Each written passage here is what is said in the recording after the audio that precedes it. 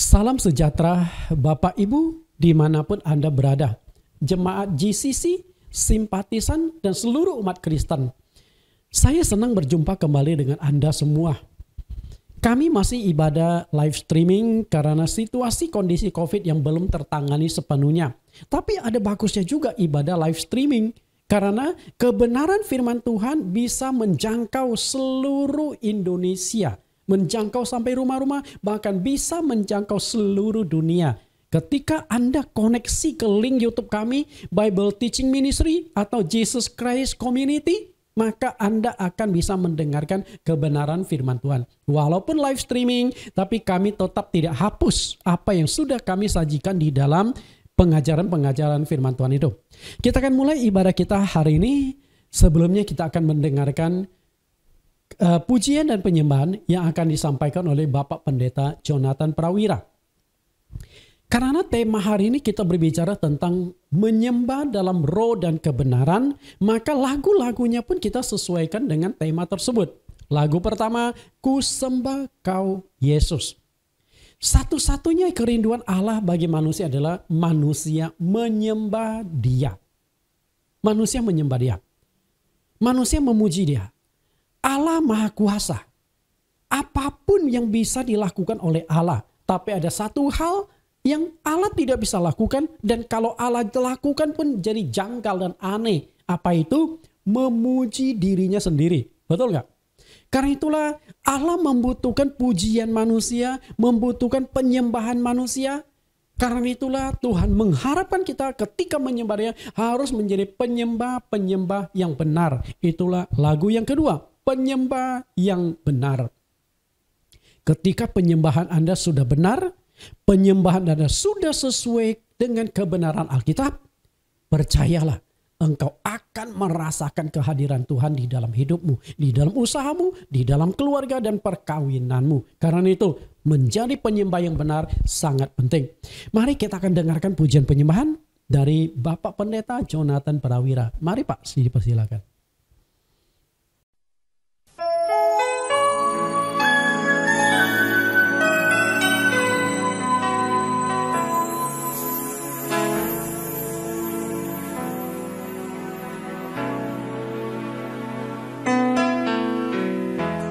Karena Engkaulah Allah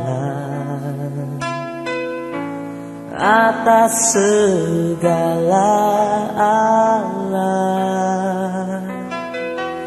Yesus Engkaulah Tuhan atas segalanya. Karena Engkaulah Allah atas segala Allah. Yesus Engkaulah Tuhan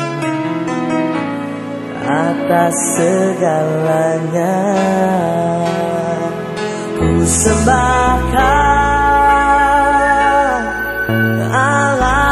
kuasa, Bapa kekal, Raja damai sekarang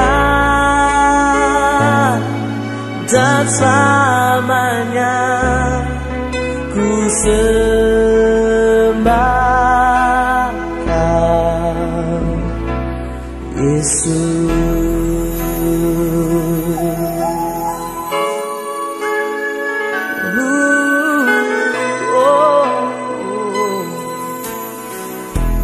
Karena Engkaulah Allah atas segala Allah. Yesus Engkaulah Tuhan atas segalanya.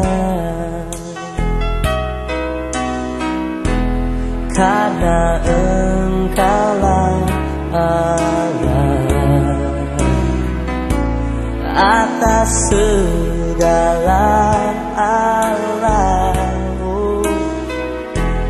Yesus Engkaulah Tuhan atas segalanya.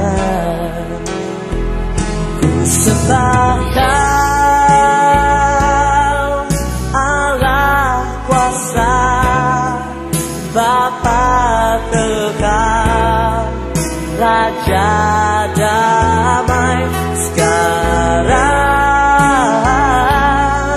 dan selamanya.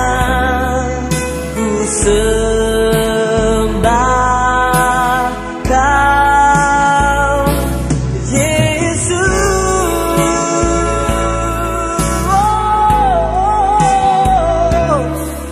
Bapa kekal, Raja damai, sekarang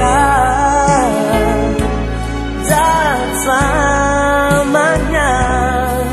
Ku sembah Kau, Yesus.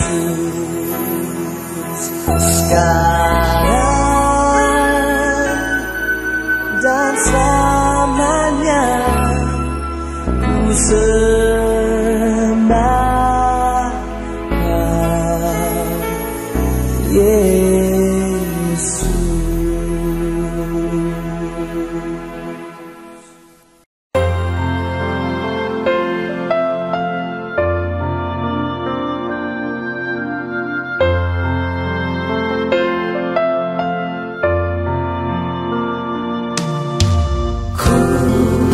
Rindu menyembahmu,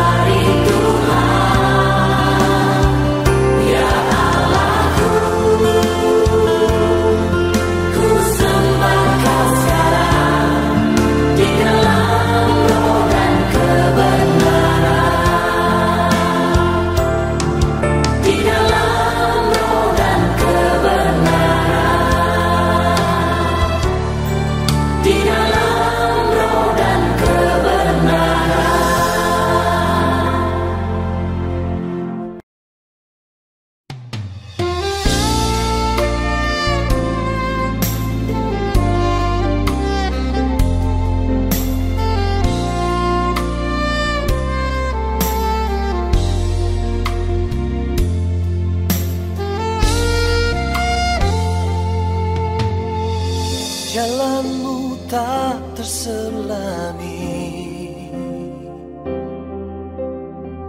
oleh setiap hati kami. Namun satu hal ku percaya, ada rencana yang indah.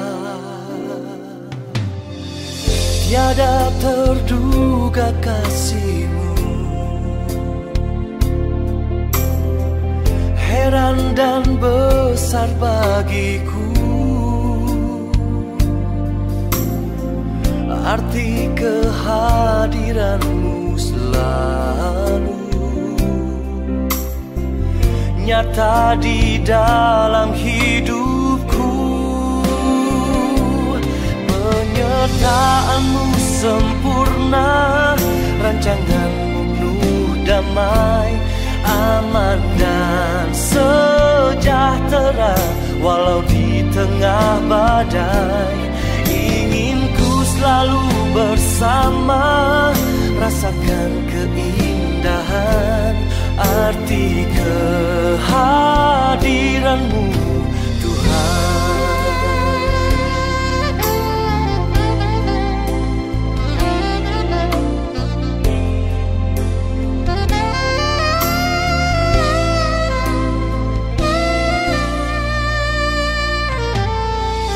Jalan-Mu tak terselami oleh setiap hati kami. Namun satu hal ku percaya, ada rencana yang indah. Tiada terduga kasih-Mu, heran dan besar bagiku. Arti kehadiran-Mu selalu nyata di dalam hidupku. Penyertaan-Mu sempurna, rancangan-Mu penuh damai, aman dan sejahtera walau di tengah badai. Inginku selalu bersama, rasakan keindahan arti kehadiran-Mu, Tuhan.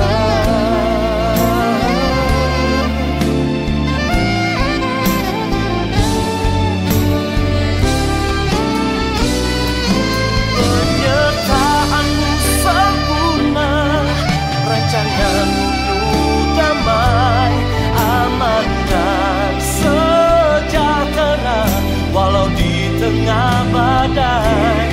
Inginku selalu bersama, rasakan keindahan arti kehadiran-Mu, Tuhan.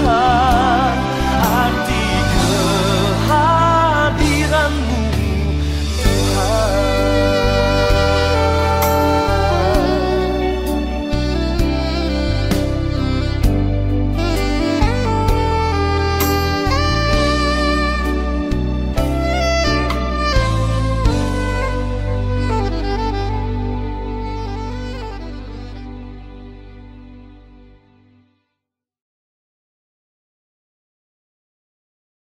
Bapak Ibu, kita sudah mendengarkan pujian penyembahan. Kita akan berdoa.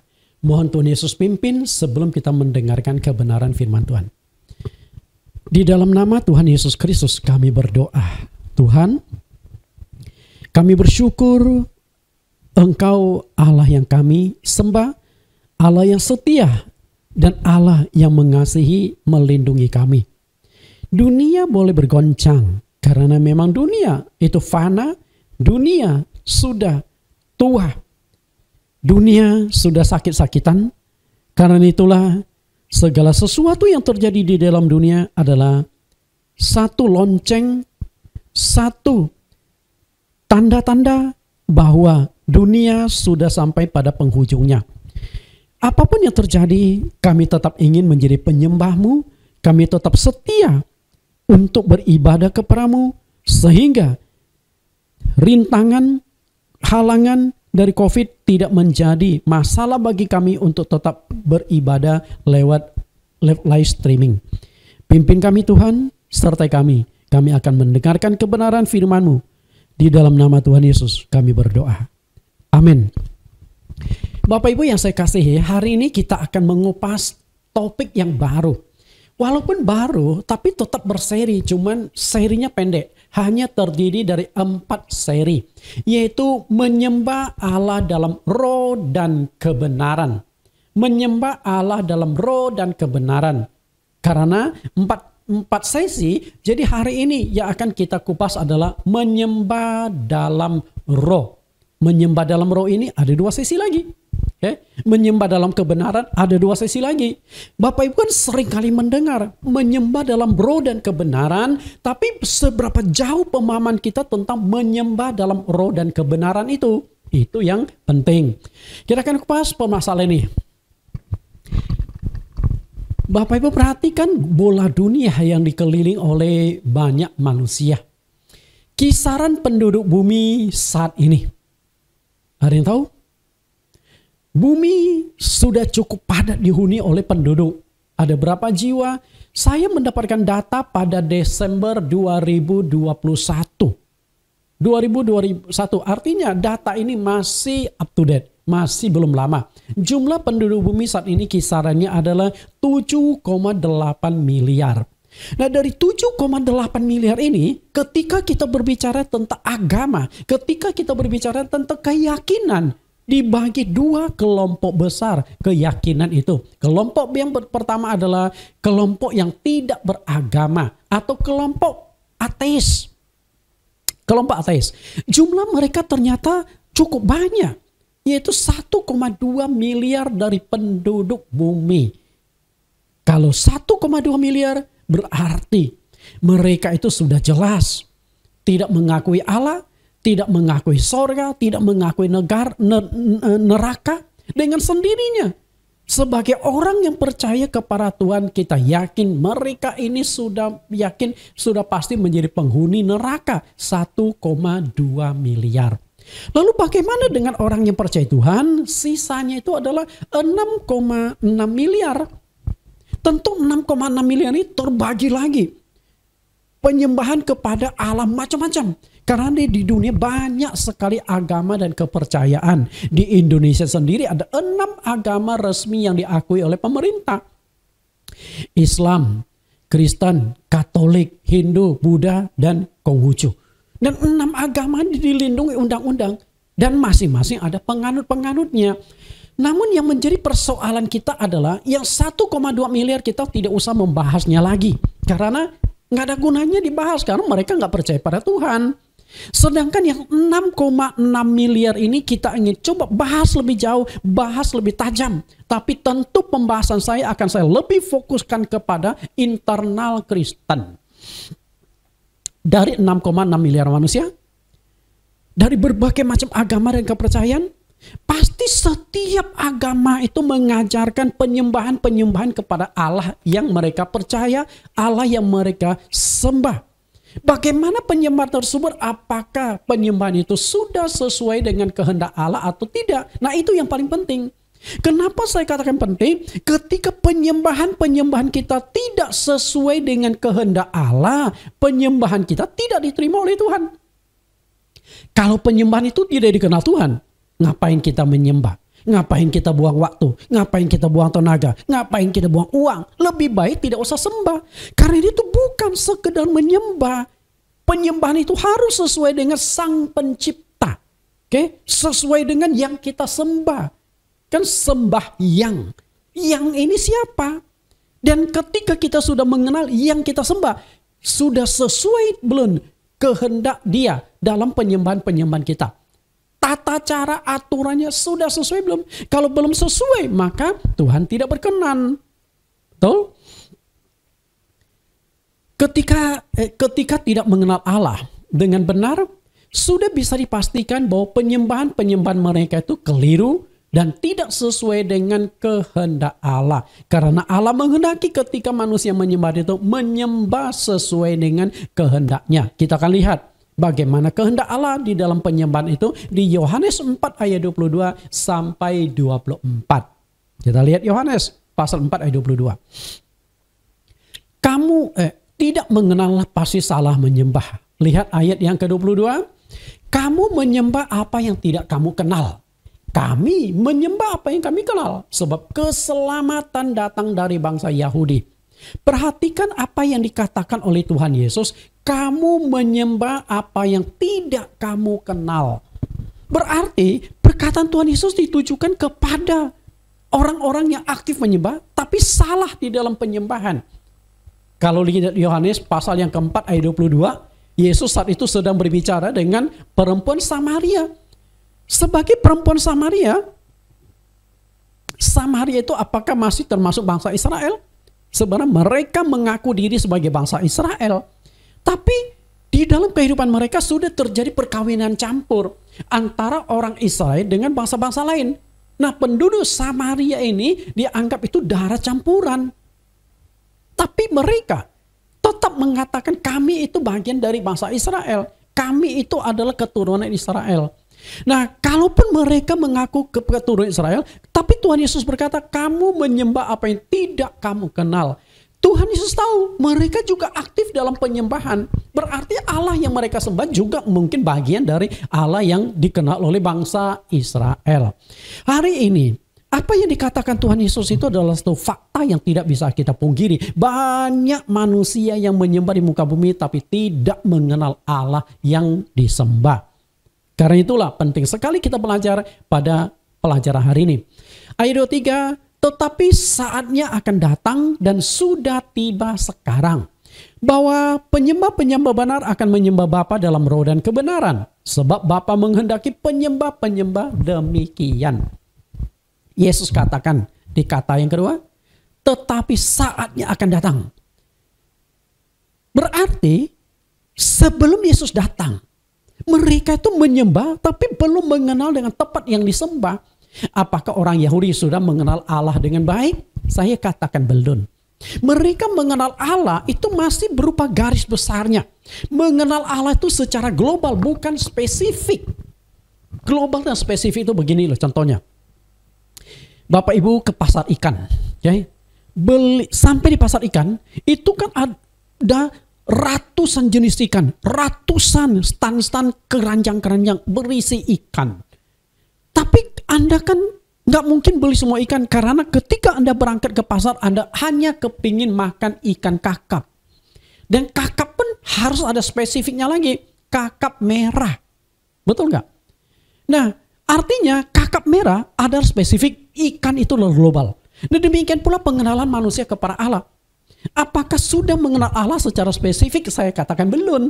Mengenal Allah itu global. Oh, Allah itu sang pencipta langit, bumi, dan segala isinya, pencipta manusia.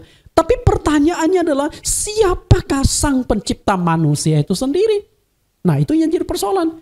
Karena ketika kita ingin mengenal secara spesifik, harus mengenalnya sampai nama.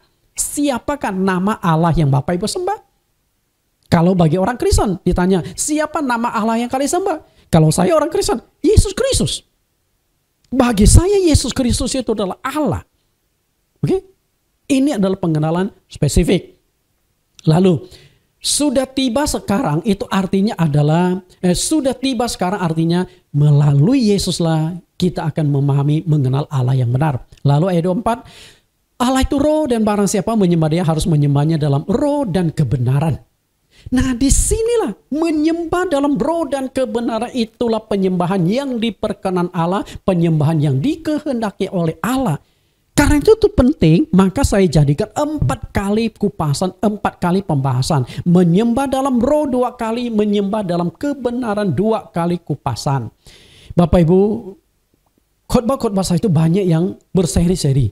Karena 1 kali kupasan itu terlalu singkat bagi saya waktunya.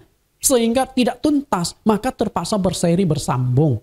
harap maklum lah. Tapi harapan saya Bapak Ibu bisa ikuti secara tuntas setiap sesi, setiap topiknya.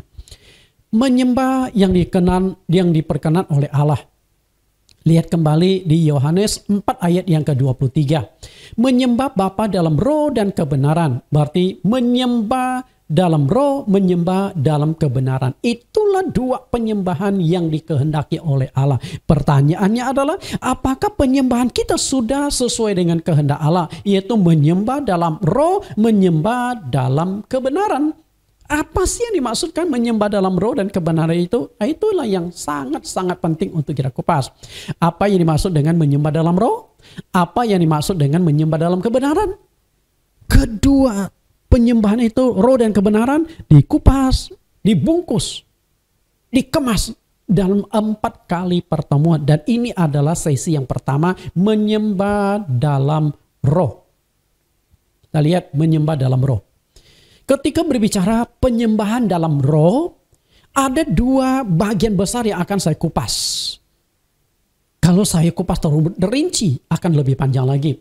Bagian pertama adalah tidak boleh mewujudkan Allah dalam bentuk materi. Karena Allah itu roh, betul nggak? Maka ketika kita melakukan penyembahan dalam roh, tidak boleh diwujudkan dalam bentuk materi. Lalu yang kedua adalah menyembah dan berdoa kepada Allah dalam kuasa Roh Kudus. Itu penyembahan di dalam roh. Nah, hari ini di sesi pertama, saya akan mengupas tidak boleh mewujudkan Allah dalam bentuk materi. Minggu depan baru saya kupas tidak boleh menyembah Allah dalam kuasa Roh Kudus. Kita kupas yang pertama dulu.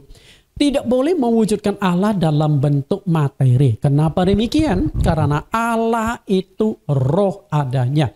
Pertama kali Alkitab menyebut bahwa Allah itu roh terdapat dalam Kejadian pasal 1 ayat 1 sampai 2. Dengan kata lain begini. Begitu Alkitab kita buka, sudah memperkenalkan Allah itu sebagai roh. Allah itu bukan sebagai materi. Allah itu bukan sebagai bentuk atau wujud-wujud tertentu. Karena ada yang menjelaskan Allah itu berbentuk gas, berbentuk zat, dan sebagainya. Apakah seperti itu? Kalau gas dan zat berarti Allah itu bukan benda makhluk hidup, benda mati. Karena itu kan tidak punya nyawa, baik gas maupun zat itu. Kita lihat ayatnya. Kejadian pasal 1 ayat 1 sampai ayat yang kedua. Pada mulanya Allah menciptakan langit dan bumi. Bumi belum berbentuk dan kosong. Gelap gulita menutupi samudera raya dan roh Allah melayang-layang di atas permukaan air. Perhatikan kata roh Allah. Jadi begitu Alkitab dibuka, Allah itu sudah mulai diperkenalkan sebagai roh. Dan selanjutnya, setiap pasal ayat dalam Alkitab selalu mengarahkan, menjelaskan sampai kita wahyu Allah itu memang roh.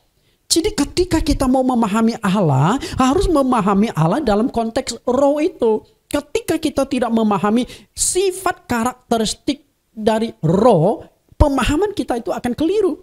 Maka tidak heran banyak orang yang tidak mengenal Allah karena tidak memahami karakteristik dari roh itu sendiri. Ada kata Allah, ada kata Tuhan.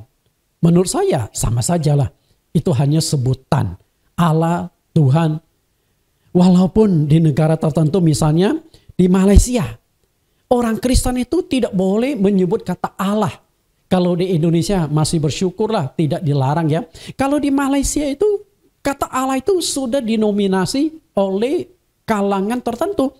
Orang Kristen atau agama lain hanya diizinkan memakai kata Tuhan. Sebenarnya apa sih bedanya? Sebenarnya beda kata, maknanya tidak terlalu jauh berbeda. Kalau kita mau cari sampai detil-detil istilah, itu menurut saya ya terlalu membuang waktu lah. Kita lihat Allah itu adalah roh, Tuhan juga adalah roh. Lihat ayatnya. Kalau ini Yohanes 4 ayat 24 kita sudah baca, nah kita baca yang belum. Di 2 Korintus 3 ayat 17. Sebab Tuhan adalah roh. Dan di mana ada roh Allah, di situ ada kebenaran. Perhatikan di ayat ini, roh Allah, kemudian Tuhan adalah roh Allah. Jadi antara Tuhan dengan Allah dalam penjelasan Alkitab ya sama, hanya sebutan yang berbeda. Allah itu roh, Tuhan itu adalah roh. Dengan kata lain, memang itu adalah roh itu sendiri. Secara prinsip, ketika kita berbicara tentang roh, ada 4 macam roh. Apa saja? Keempat macam roh. Yang pertama itu adalah roh Allah. Yang kedua itu roh manusia, roh malaikat, dan roh iblis. Nah, dari keempat macam roh ini tentu memiliki interaksi-interaksi. Lalu Anda bertanya, apakah binatang punya roh? Menurut saya, binatang tidak punya roh. Binatang itu hanya memiliki insting atau naluri. Ketika binatang itu lapar, nalurinya yang bekerja. Tapi roh itu tidak ada. Karena hanya makhluk roh yang bisa saling berinteraksi. Manusia, Allah, malaikat, iblis bisa berinteraksi. Sedangkan hewan nggak bisa berinteraksi. Jika suatu hari Anda melihat seekor monyet membawa sebuah Alkitab masuk ke aula gereja, jangan Anda berkata, wah, teori evolusi terbukti bahwa manusia dari monyet. Evolusi dari monyet. Enggak. Monyet itu nggak punya kesadaran. Kalaupun monyet bisa bawa Alkitab masuk ke aula gereja, itu hanya dilatih, dididik. Hewan memang bisa dilatih seperti itu. Tapi apakah dia punya kesadaran secara pribadi, keinginan pribadi untuk mengenal Sang Pencipta? Nggak bisa. Karena makhluk itu nggak punya roh. Lalu antara 4 macam roh ini, menurut saya, roh yang paling lemah itu adalah roh manusia. Antara malaikat dengan iblis, kekuatannya itu setara. Karena iblis itu sendiri awalnya itu dari malaikat. Nah, dari 4 macam roh ini ada 2 macam roh yang selalu bertentangan satu dengan yang lain, yaitu roh Allah dengan roh iblis. Oke. Duanya bertentangan. Kedua bertentangan ini, lalu siapa yang akan diperebutkan dari keduanya? Tidak lain manusia. Allah berusaha menarik manusia ke pihaknya. Karena memang layak lah, karena dia Sang Pencipta. Tapi iblis, si pencuri, berusaha menarik manusia juga ke pihak Allah, ke pihak dia. Sedangkan iblis nggak mungkin menarik malaikat. Karena mereka tuh awalnya sama, sumbernya sama. Jadi manusia itulah yang jadi persoalan. Ada di tengah-tengah kepentingan Allah dan kepentingan iblis. Maka ketika Allah menciptakan buah pohon pengetahuan baik dan jahat, itu mewakili 3 kepentingan. Kepentingan Allah, jangan kau makan. Kepentingan iblis, makanlah. Nah, manusia ada di tengah-tengah. 3 macam kehendak. Kehendak Allah jangan dimakan, kehendak iblis supaya manusia makan. Dan manusia ada di tengah-tengah pilihan keduanya itu. Ketika manusia makan, maka manusia itu sudah berpihak kepada iblis. Dan memang akhirnya Adam dan Hawa jatuh dalam dosa. Iblis itulah yang membuat manusia jatuh dalam dosa. Dari kedua macam roh, ada 2 macam roh yang haus mendapatkan penyembahan dari manusia. 2 macam roh ini haus akan penyembahan manusia. Kita lihat kedua macam roh ini, yang pertama adalah Allah, yang kedua adalah iblis. Bagaimana dua-duanya itu menginginkan manusia menyembahnya? Manusia itu ada di tengah-tengah. Mau pilih yang mana? Menyembah Allah atau menyembah iblis? Walaupun kita menolak menyembah iblis, tapi dalam praktek kita sehari-hari tanpa kita sadari, mungkin kita menyembah iblis. Karena ketika penyembahan kita tidak sesuai dengan kehendak Allah, tidak sesuai dengan cara Allah, tanpa kita sadari bukan Allah lagi yang kita sembah, tapi yang kita sembah itu adalah yang lain. Karena itu penting sekali kita memperhatikan, mengoreksi, menganalisa apakah penyembahan kita itu sudah sesuai dengan kehendak Allah atau belum. Lihat 2 macam roh ini yang menginginkan manusia menyembahnya. Matius 4 ayat 8 sampai 10. Dan iblis membawanya pula ke atas gunung yang sangat tinggi dan memperlihatkannya kepadanya semua kerajaan dunia dengan kemegahannya. Dan berkata kepadanya, semua itu akan kuberikan kepadamu jika engkau sujud menyembah aku. Maka berkatalah Yesus kepadanya, enyalah iblis, sebab ada tertulis, engkau harus menyembah Tuhan Allahmu dan hanya kepada Dia sajalah engkau berbakti. Bapak Ibu tangkap nggak?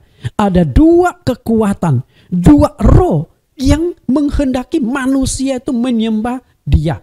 Apa itu? Yang pertama kita lihat iblis. Waktu Yesus dicobai oleh iblis, konteks posisi Yesus itu sebagai manusia, bukan sebagai Allah. Bukan sebagai Allah. Karena bagaimana mungkin Allah dicobai oleh iblis? Nggak masuk akal. Jadi dalam kemanusiaan itu, Yesus dicobai oleh iblis. Dan dalam pencobaan itu iblis berkata, sembahlah aku. Jadi iblis itu menghendaki Yesus menyembah dia. Sebelum disembah, iblis tawarkan dulu. Lihatlah segala kemewahan, kemuliaan dan kekayaan dunia. Aku berikan kepadamu kalau engkau sujud menyembah aku. Jadi waktu itu iblis itu berbicara dengan Yesus dalam konteks kemanusiaan Yesus. Bukan dalam konteks Allah. Karena bagaimana mungkin iblis berbicara semua itu kuserahkan kepadamu. Yang pencipta itu Allah sendiri. Betul? Dan bagaimana mungkin iblis berbicara kepada Allah, kamu sembah aku ya? Enggak level. Ya. Lalu yang kedua adalah Allah. Yesus mengatakan kepada iblis, engkau harus menyembah Tuhan Allahmu. Allahmu itu berarti Allahnya iblis juga Allahnya kita. Oke, siapa dia sebenarnya? Nah, itu yang perlu kita pelajari dan kepada dialah kita harus berbakti. Jadi ada dua kekuatan yang haus akan penyembahan ya. Yang layak disembah adalah Allah satu-satunya pencipta alam semesta dan isinya. Yesaya 45 ayat 5. Akulah Tuhan dan tidak ada yang lain. Kecuali aku tidak ada Allah. Aku telah mempersenjatai engkau sekalipun engkau tidak mengenal aku. Walaupun penduduk bumi tidak mengenal Allah, dia tetap Allah. Maksud saya begini. Ada manusia atau tidak manusia, Allah ya tetap Allah. Dia tetap sang pencipta. Bukan berarti tidak ada manusia, maka dia nggak bisa jadi Allah. Tetap jadi Allah. Sebelum menciptakan manusia, Allah sudah ada. Demikian pula, jika manusia tidak ada satupun yang mau menyembah Allah, bukan berarti dia nggak bisa jadi Allah. Dia tetap Allah. Jadi manusia itu sebenarnya ada atau tidak ada di mata Tuhan, nggak ada bedanya. Karena itulah betapa kecilnya kita yang membutuhkan Allah, bukan Allah yang membutuhkan kita. Makanya jangan sombong. Ya, kita yang membutuhkan Allah. Ayat 6. Supaya orang tahu dari terbitnya matahari sampai terbenamnya bahwa tidak ada yang lain di luar aku. Akulah Tuhan dan tidak ada yang lain. Artinya Allah Maha Esa. Allah itu hanya ada satu. Allah itu tunggal. Apakah Allah yang Esa ini sudah diakui oleh semua agama? Apakah semua umat manusia 6,6 miliar manusia sudah percaya Allah yang Esa ini? Sudah mengenal Allah yang Esa ini? Pencipta langit bumi ini bukan hanya pencipta langit bumi dan segala isinya, tapi dia juga memegang nasib manusia, artinya memegang nyawa manusia. Ayat yang ke-7, dan menjadikan terang dan menciptakan gelap, yang menciptakan nasib mujur dan menciptakan nasib malang. Akulah Tuhan yang membuat semuanya ini. Bapak Ibu, sidang jemaat saya kasih, Allah itu hanya ada satu. Karena itu ketika kita mau menyembah, harus menyembah Allah yang satu ini. Dan bukan hanya itu, walaupun kita percaya pada Allah yang satu ini, penyembahan kita sudah sesuai dengan roh dan kebenaran atau belum. Kalau belum sesuai dengan penyembahan dalam roh dan kebenaran, masih salah dalam penyembahan. Karena itu penting sekali. Karena iblis juga haus akan penyembahan dari manusia, maka iblis itu akan melakukan berbagai macam cara untuk menyesatkan manusia agar manusia salah sembah. Ketika manusia salah dalam penyembahan, berarti bukan Allah lagi yang disembah, melainkan iblis yang disembah. Karena hanya dua ada kekuatan yang membutuhkan penyembahan manusia. Malaikat nggak boleh disembah. Malaikat juga nggak meminta disembah. Tapi iblis, Allah minta disembah, iblis juga minta disembah.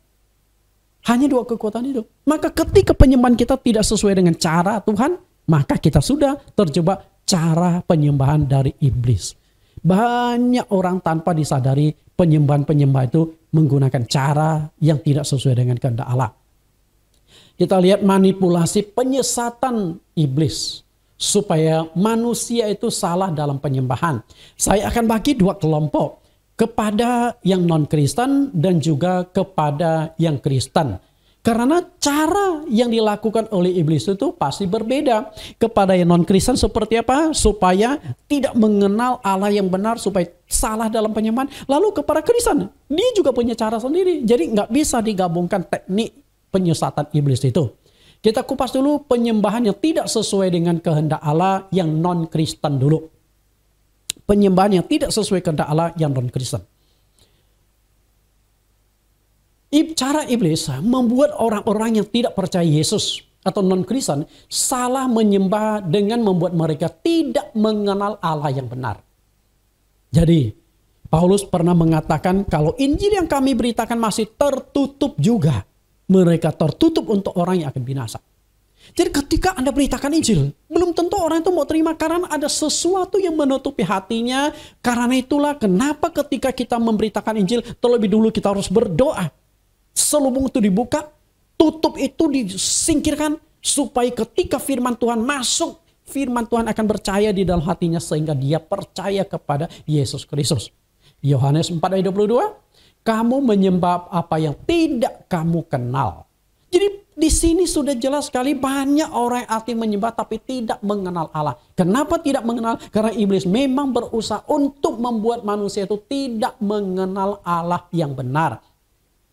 Karena itulah mereka menolak Yesus Kristus. Menolak Yesus yang lahir dari bangsa Yahudi. Dari negara Yahudi atau Israel.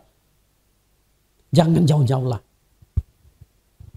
Bangsa Israel sendiri menolak Yesus. Pada Yesus lahir di tempat mereka. Yesus lahir sebagai warga negara Israel. Yesus lahir sesuai dengan nubuat kitab suci mereka. Tapi kenapa mereka menolak Yesus? Karena mereka tidak mengenal. Apa yang membuat mereka tidak mengenal? Di dalam Yohanes pasal 8 ayat 44 Yesus berkata, iblislah yang menjadi bapamu. Itu keras banget perkataan Tuhan Yesus kepada orang-orang Israel, pemimpin Israel. Yang iblis itu bapak kalian. Maka kalian tuh nggak bisa mengenal aku. Karena memang iblis itu berusaha membuat manusia itu tidak mengenal Allah yang benar. Ketika tidak mengenal, maka manusia itu pasti salah menyembah. Itu memang kehendak iblis. Karena iblis berusaha menarik manusia masuk ke neraka. Menjadi konco-konco mereka di neraka. Penting sekali pengenalan itu. Ketika mereka tidak mengenal dan tidak percaya kepada Yesus, maka mereka juga tidak akan mengenal Allah yang benar. Karena antara Yesus dengan Allah yang benar tidak terpisahkan.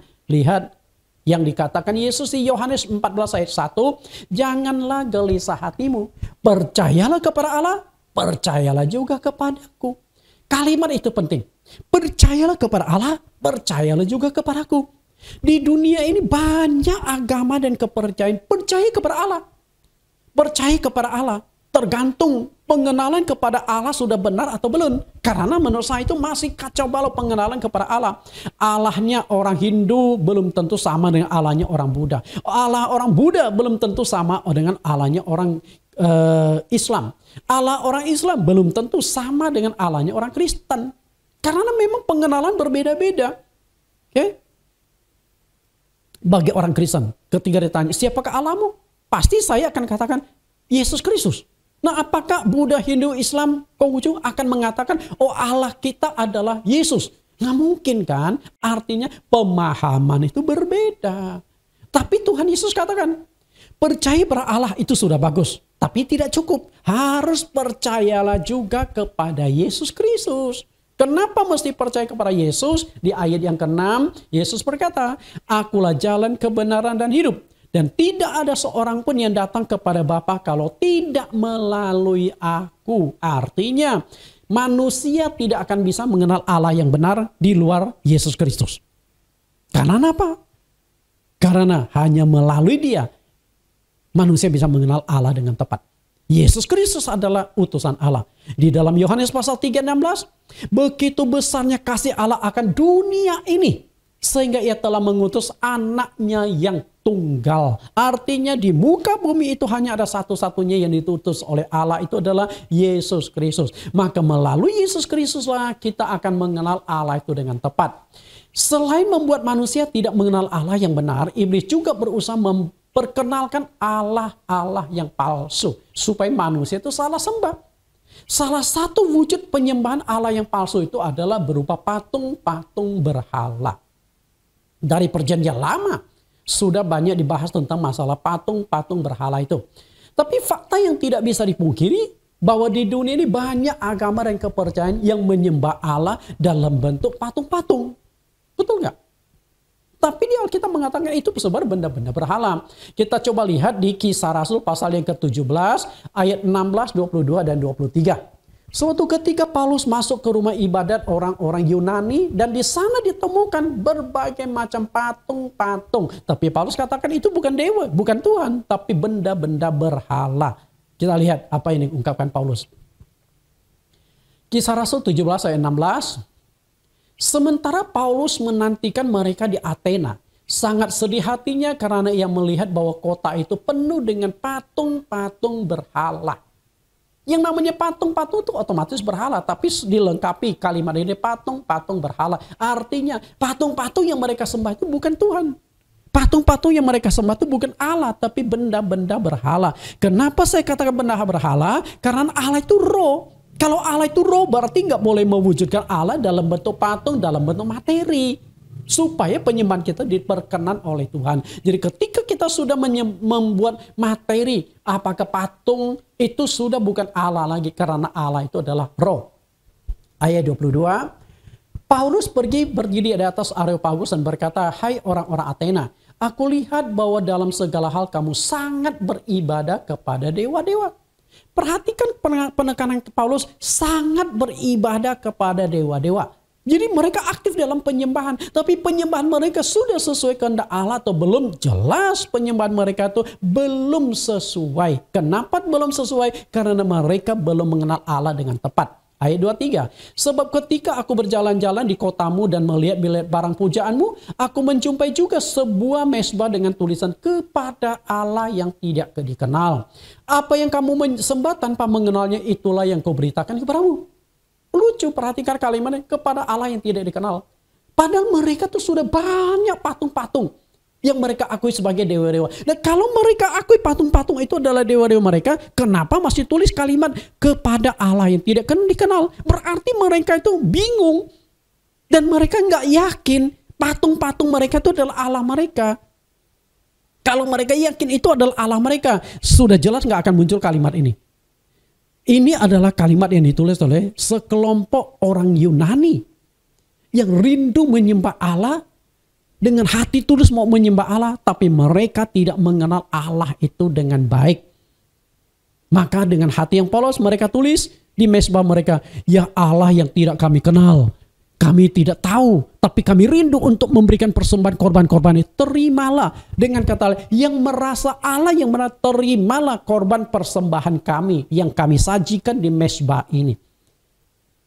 Karena itu Paulus berkata kepada mereka, Allah yang kalian sembah tanpa mengenalnya itulah yang kuberitakan kepadamu. Jadi banyak orang yang menyembah Allah tapi tidak mengenal Allah yang disembah. Mengapa banyak orang di dunia membuat patung kemudian menyembah patung yang mereka buat itu? Jawaban kita lihat kembali perkataan kepada Paulus, kunjungan Paulus di kota Athena kepada Allah yang tidak dikenal. Penyebab orang membuat patung dan menyembahnya adalah tidak mengenal Allah dengan benar. Karena kalau menyembah Allah mengenal Allah dengan benar, nggak akan mungkin muncul patung-patung. Nggak akan muncul materi-materi yang disembah. Karena Allah itu roh, bukan materi, bukan sesuatu. Bisa tangkap Bapak Ibu? Allah itu roh. Maka ketika kita menyembah dalam wujud patung, sudah tidak sesuai dengan kehendak Allah. Allah itu roh, maka kita tidak boleh mewujudkan Allah dalam bentuk materi, patung, gambar, dan lain-lain. Karena itulah melalui Nabi Yesaya Tuhan tantang. Yesaya 40:18. Jadi dengan siapakah kamu hendak samakan aku? Dan apa yang dapat kamu anggap serupa dengan dia? Jadi Tuhan tantang. Sekarang coba jelaskan kepadaku. Dengan apa kamu mau samakan aku? Karena aku tuh roh. Jadi makhluk roh atau roh tidak mungkin disamakan dengan benda-benda atau materi yang ada di muka bumi ini. Lalu Tuhan tekankan tentang patung. Ayat 19. Patungkah tukang besi menuangnya dan pandai emas melapisinya dengan emas. Membuat rantai-rantai perak untuknya. Orang-orang yang mendirikan area mendirikan arca, memilih kayu yang tidak lekas busuk, mencari tukang yang ahli untuk menegakkan patung yang tidak lekas goyang. Jelas ya di sini? Nah, itu penyembahan tidak sesuai dengan kehendak Allah. Jadi penyembahan lewat patung tidak sesuai dengan kehendak Allah karena itu benda-benda materi, bukan roh. Nah, banyak orang-orang di dunia yang sudah terjebak salah dalam penyembahan. Saya katakan sekali lagi, salah dalam penyembahan. Karena kehendak Allah adalah menyembah Dia dalam roh dan kebenaran. Kecuali kalau Allah yang mereka sembah memang menghendaki menyembah dalam bentuk patung-patung, yaitu urusan mereka lah. Tapi saya bicara dalam konteks kitab sucinya orang Kristen. Penyembahan yang dikehendaki Allah lah menyembah dalam roh, bukan menyembah dalam wujud materi. Itu non-Kristen. Lalu sekarang kita lihat orang Kristen. Nah, apakah penyembahan orang Kristen itu sudah sesuai dengan kehendak Allah? Kita koreksi internal. Kira-kira penyembahan kita sudah sesuai dengan kehendak Allah atau belum? Iblis berusaha agar manusia, umat pilihan Allah, menyembah Allah bukan dalam roh, melainkan penyembahan dalam bentuk benda-benda materi. Berikut ini adalah bukti manipulasi dan penyesatan iblis melalui simbol-simbol rohani. Dengan kata lain, awalnya mungkin Allah izinkan dalam bentuk materi-materi untuk mengenal Allah. Mengenal Allah dan berinteraksi dengan Allah. Tapi ujung-ujungnya iblis yang ambil alih.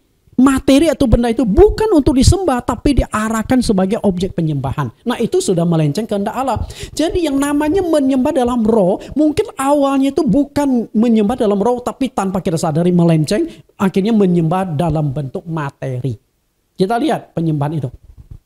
Kita akan bahas tentang ular tedung. Ular tedung. Bilangan 21 ayat 8 dan 9. Maka berfirmanlah Tuhan kepada Musa, buatlah ular tedung dan taruhlah itu pada sebuah tiang. Maka setiap orang yang terpagut jika ia melihatnya akan tetap hidup. Lalu Musa membuat ular tembaga dan menaruhnya pada sebuah tiang. Maka jika seseorang dipagut ular dan ia memandang kepada ular tembaga itu, tetaplah ia hidup. Kenapa muncul ular tembaga yang dibuat oleh Musa? Ceritanya, di padang gurun, bangsa Israel itu suka sekali berontak kepada Tuhan. Maka tidak heran bangsa ini dikenal sebagai bangsa yang tegar tengkuk. Tegar tengkuk. Artinya susah diatur. Nggak heran. Dari 2 juta orang yang keluar dari Mesir, asli keluar dari Mesir, yang masuk ke tanah Kanaan itu hanya 2 orang. Bayangkan berapa persen tuh. Dari 2 juta, hanya 2 orang. Siapa yang masuk ke tanah Kanaan yang asli keluar dari Mesir? Yosua dan Kaleb. Musa, Harun, Miriam, Hur, segalanya itu mati di padang gurun. Nggak sampai masuk ke tanah Kanaan. Artinya 40 tahun mereka berkeliling, yang masuk itu adalah mereka yang lahir di padang gurun. Generasi baru. Bukan yang asli keluar dari tanah Kanaan. Betapa mengerikannya. Karena berontak akhirnya Tuhan marah. Lalu Tuhan mendatangkan ular-ular beracun. Ular-ular berbisa. Banyak sekali yang mati. Kemudian mereka takut, mulai berteriak histeris. Mulai memohon pengampunan.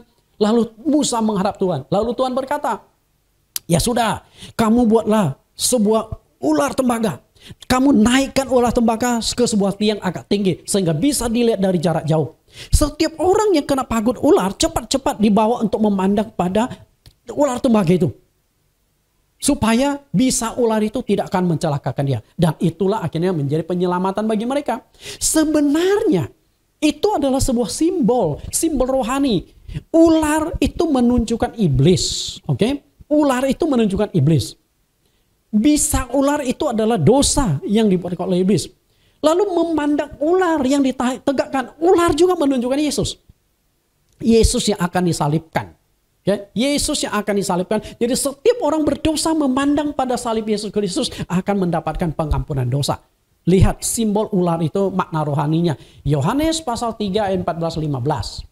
Dan sama seperti Musa meninggikan ular di padang gurun, demikian juga anak manusia harus ditinggikan. Supaya setiap orang yang percaya kepadanya beroleh hidup yang kekal. Nah, ini ular tedung, ular tembaga. Ular tembaga yang dinaikkan Musa ternyata itu adalah simbol Yesus Kristus yang akan disalibkan. Jadi kadang-kadang ketika mau memahami Alkitab harus memahami tentang simbol. Ular satu sisi menunjukkan iblis, si naga tua, ular tua nih, tapi sisi lain menunjukkan Yesus. Sama juga singa. Di 1 Petrus pasal yang ke-5 ayat 8, iblis itu seperti singa yang mengaum-ngaum. Tapi singa Yehuda itu Yesus. Walaupun sama-sama singa, tapi maknanya berbeda. Singa iblis dan singa Yesus Kristus. Apa yang terjadi? Memang saat itu banyak orang yang selamatkan. Tapi karena menganggap bahwa ular itu begitu dipandang, langsung tidak akan mati. Tanpa disadari mulai tercetak di dalam hati dan pikiran bangsa Israel. Wah, ini bukan ular sembarangan. Bukan ular sembarangan. Dan iblis kemudian bekerja. Memang ini bukan ular sembarangan loh. Maka kalian harus sembah ular ini. Lambat laun akhirnya ular yang ditegakkan oleh Musa di padang gurun itu disembah oleh bangsa Israel. Menjadi dewa yang disebut dengan Nehustan. Kita lihat di Raja-Raja. 1 Raja-Raja pasal 18 ayat 4. Dialah yang menjauhkan bukit-bukit pengorbanan dan yang meremukkan tugu-tugu berhala dan yang menebang tiang-tiang berhala dan menghancurkan ular tembaga yang dibuat Musa. Sebab sampai pada masa itu orang Israel memang masih membakar korban bagi ular itu yang namanya disebut Nehustan. Kenapa di India itu terkenal dengan ularnya, tari ular, pertunjukan ular? Apakah ini inspirasi ya? Nehustan. Jadi istilah Nehustan itu mirip dengan istilah India ya. Nehustan. Bapak Ibu, tujuan Musa menegakkan ular itu hanya sebagai simbol Yesus yang akan disalibkan. Tapi lambat laun dia ambil alih oleh iblis. Iblis berkata, ini sembahlah karena ini ada kekuatan. Sehingga bangsa Israel menyembah patung-patung berhala itu. Dan akhirnya penyembahan demikian kan sudah bergeser. Tidak sesuai lagi kehendak Allah. Maka tidak heran. Kemudian Raja Israel ini lalu menghancurkan tugu berhala itu. Tugu yang dibuat oleh Musa. Padahal itu Tuhan yang perintahkan loh. Kalau hari ini mestinya tidak boleh diganggu. Akan menjadi situs sejarah. Bisa tangkap situs sejarah, bukti sejarah. Dan kalau tugu berhala itu masih ada, saya yakin hari ini bangsa seluruh orang Kristen ketika berziarah ke Tanah Perjanjian, pasti salah satu objek wisatanya itu adalah tugu berhala yang ditegakkan oleh Musa. Bapak Ibu yang saya kasih. Itulah yang menjadi masalah. Jadi di sini jelas ya, yang awalnya sesuatu yang bersifat rohani diselewengkan oleh iblis menjadi sesuatu yang bersifat berhala. Berhala. Bukan hanya ular tembaga yang dibuat oleh Musa yang dimanipulasi iblis untuk menjadi berhala. Ini ular yang dibuat oleh Musa. Demikian pula mayat Musa pun ingin dibuat sebagai objek penyembahan bagi bangsa Israel. Waktu iblis itu luar biasa ya. Bukan hanya hasil karya Musa, yaitu ular tembaga yang dijadikan benda berhala. Musa sendiri mau dijadikan objek penyembahan. Yudas 1 ayat 9. Tetapi penghulu malaikat, Mikail, ketika dalam suatu perselisihan bertengkar dengan iblis mengenai mayat Musa, tidak berani menghakimi iblis itu dengan kata-kata hujatan, tetapi berkata, kiranya Tuhan menghardik engkau. Di sini jelas. Setelah Musa mati, ada terjadi perebutan mayat Musa. Malaikat merebut mayat Musa, iblis pun merebut mayat Musa. Kenapa mayat itu berharga sekali ya? Kalau Anda mayatnya masih berharga enggak ya? Paling dibakar, paling dikubur. Tapi mayat Musa itu menjadi sesuatu yang berharga. Diperebutkan oleh dua makhluk antara malaikat dengan Allah. Ketika malaikat merebut mayat Musa, tentu malaikat itu atas seizin Tuhan atau atas kehendak Tuhan. Pasti ada tujuannya. Kira-kira tujuannya apa? Kita analisa. Mengapa iblis berusaha mendapatkan mayat Musa dari malaikat? Karena Musa ini adalah seorang tokoh yang sangat fenomenal. Tokoh besar, tokoh penting. 4 agama mengakui kenabian Musa. Bahwa dia ini adalah nabi besar. Agama Yudaisme, agama Kristen, agama Katolik, dan agama Islam. Sama-sama mengakui Musa itu sebagai tokoh besar. Kalau tidak ada Musa, kita nggak akan ada kitab Kejadian, Keluaran, Imamat bilang. Tidak ada hukum Taurat Musa. Dan hukum Taurat Musa dipegang orang Yahudi dan juga dipegang oleh orang Kristen dan juga dipegang oleh orang Muslim. Kemudian Musa adalah nabi yang pernah melihat wajah Allah secara langsung. Di dalam Bilangan pasal 12, 6-8, Tuhan berkata dengan berhadap-hadapan dia memandang rupa Allah. Manusia itu nggak boleh memandang wajah Allah. Tapi Musa bisa memandang wajah Allah. Artinya tokoh yang satu ini memang tokoh yang luar biasa. Kalau begitu berarti dia juga mengenal Allah dengan tepat. Mengenal Allah melebihi nabi-nabi lain. Karena kalau nabi yang lain kan mendapat penglihatan, mimpi, suara. Tapi Musa berhadapan dengan Allah berbicara secara langsung. Demikian pula dia pernah 40 hari 40 malam naik ke Gunung Sinai untuk menerima 10 hukum Allah. Pasti di sana dia juga melihat Allah secara langsung. Keunikan. Selain itu, nabi yang satu ini memiliki kuasa yang dahsyat. Kita lihat berapa besar kuasa yang dimiliki Musa. Ulangan 34 ayat 10. Seperti Musa yang dikenal Tuhan dengan berhadapan muka. Perhatikan, berhadapan muka. Tidak ada lagi nabi yang bangkit di antara orang Israel. Dalam hal segala tanda dan mujizat yang dilakukannya atas perintah Tuhan di tanah Mesir terhadap Firaun dan terhadap semua pegawainya dan seluruh negerinya. Ayat 12. Dan dalam hal segala perbuatan kekuasaan dan segala kedahsyatan yang besar yang dilakukan Musa di depan seluruh orang Israel. Dengan kata lain, setelah Nabi Musa tidak ada lagi nabi yang levelnya kuasanya sama seperti Musa. Pada setelah Nabi Musa banyak nabi-nabi lain lagi. Nabi yang juga dahsyat-dahsyat dan tidak kalah luar biasanya. Ada Nabi Elia, lalu ada Nabi Elisa. Ini kan nabi-nabi dahsyat. Nabi yang bisa turunkan hujan. Nabi yang bisa membangkitkan orang mati. Nabi yang bisa membelah air. Itu kan nabi yang luar biasa. Tapi dikatakan tidak selevel dengan Nabi Musa. Artinya Nabi Musa memang merupakan seorang nabi yang punya keistimewaan. Punya level tertentu di mata Tuhan. Nah, iblis berusaha mendapatkan mayat Musa. Tujuannya untuk apa? Supaya mayat Musa itu dikuburkan dan diketahui oleh seluruh bangsa Israel. Dan Bapak Ibu tahu, akan seperti ular tembaga tadi. Disembah, datang ke kuburan Musa, disembah di sana, meminta berkat di sana. Kalau ular tembaga mungkin bisa disingkirkan, karena itu benda. Tapi mayat Musa, kuburan Musa gimana singkirkan? Kan kasihan. Gara-gara bangsa Israel menyembah di kuburan itu, lalu kuburan itu dibongkar, dibuang, nggak tahu kemana. Nah itu kan penghinaan juga, betul nggak? Karena itu serba salah. Oke? Karena itulah Tuhan mengetahui niat dari iblis. Tuhan mengetahui rencana dari iblis. Karena itulah Tuhan mengambil alih mayat Musa. Kita lihat bagaimana Tuhan ambil alih.